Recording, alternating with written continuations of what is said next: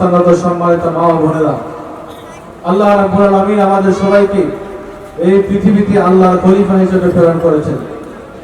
এই পৃথিবীর প্রত্যেকটা মানুষ আল্লাহর খলিফা। আমরা সবাই আল্লাহ তাআলার পক্ষ থেকে প্রতিনিধি হিসেবে এই পৃথিবীতে আগমন করেছি। আল্লাহ তাআলা আমাদের সবাইকে একটা দায়িত্ব দিয়েছেন। সেই দায়িত্ব হলো আল্লাহর জমিনে আল্লাহর বিধানকে বাস্তবায়িত করা। কথা ঠিক আছে কিনা বলেন? আমরা কি সবাই চাই আল্লাহর জমিনে আল্লাহর দ্বীন বিজয়ী হোক, আল্লাহর জমিনে আল্লাহর দ্বীন প্রতিষ্ঠা হোক? এটা কি আমরা সবাই চাই?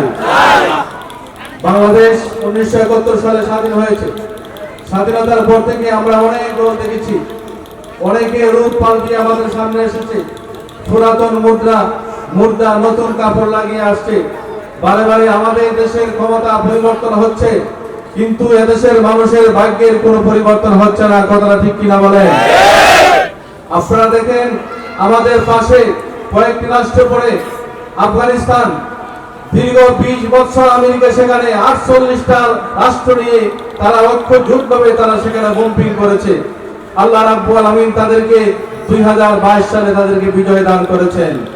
এখন বিশ্বের সমস্ত পরাশক্তিরা তাদের সাথে হাত মিলাচ্ছে, আমাদেরকে বলে আফগানিস্তান জঙ্গি।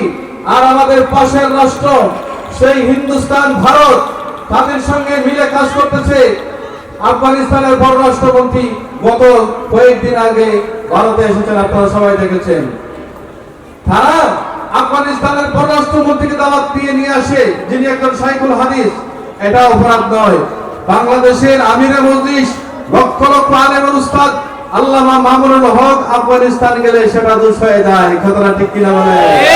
কারণ তারা জানে যেখানে মধু আছে তারা সেটা গ্রাস করবে। আমার সম্মানিত ভাইরা, এদেশের মানুষের অধিকার প্রতিষ্ঠা করতে হলে কুরআন সুন্নাহর আদর্শের কোনো বিকল্প ব্যবস্থা নেই। গণতন্ত্র, সমাজতন্ত্র, ধর্মনিরপেক্ষবাদ, রাজতন্ত্র এর মাধ্যমে কখনো দেশের মানুষের অধিকার প্রতিষ্ঠা হতে পারে না। যদি ইসলাম রাষ্ট্রীয়ভাবে প্রতিষ্ঠা হয় তাহলে মানুষের অধিকার প্রতিষ্ঠা হবে। বিধবা নারী ভাতা পাবে, এতিমরা ভাতা পাবে, গার্মেন্টসের শ্রমিক যারা অসহায় তারা রাষ্ট্রীয় ভাতা পাবে, আলেম ওলামা, মসজিদের ইমাম মুয়াজ্জিন তারা রাষ্ট্রীয়ভাবে ভাতা পাবে।